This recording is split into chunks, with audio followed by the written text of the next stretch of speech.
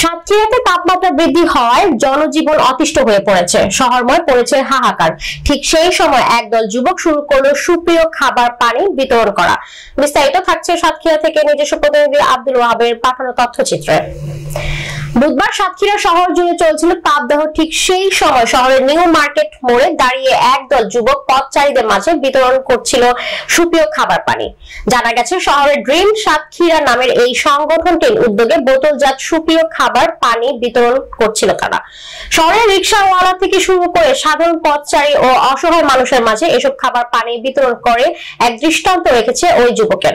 তাছাড়া এই প্রখর রোদের মাঝে খাবার পানি পেয়ে সাধারণ পথচারীরা অনেকটাই উপকৃত হয়েছেন। ভাই কি নাম আপনার? আমার নাম মোহাম্মদ মাসুম বিল্লাহ। কোথায় বাড়ি? সাতক্ষীরা? হ্যাঁ, সাতক্ষীরাতেই। আচ্ছা, কি পানি বিতরণ করছেন মানুষকে? হ্যাঁ, এটা মূলত হচ্ছে আমাদের একটা ফেসবুক গ্রুপ আছে। ফেসবুক গ্রুপের নাম এই যে আপনি দেখতে পাচ্ছেন, ড্রিম সাতক্ষীরা। তো মূলত এই ড্রিম সাতক্ষীরার উদ্যোগে আমরা এই পানি বিতরণটা করতেছি। এই তো অসহায় পথচারী যেসব মানুষ বা বিভিন্ন জায়গায় গরমে তাদের জন্য। হ্যাঁ, আর এর আগে আমরা বিভিন্ন ধরনের এরকম সামাজিক বা মানবিক কর্মকাণ্ড আমরা করে থাকি। আমরা কম্বল বিতরণ করি, অসহায় মানুষের খাবার বিতরণ করি, বৃদ্ধাশ্রমে খাবার বিতরণ করি। এই মূলত এই কর্মকাণ্ডগুলো আমরা করে থাকি।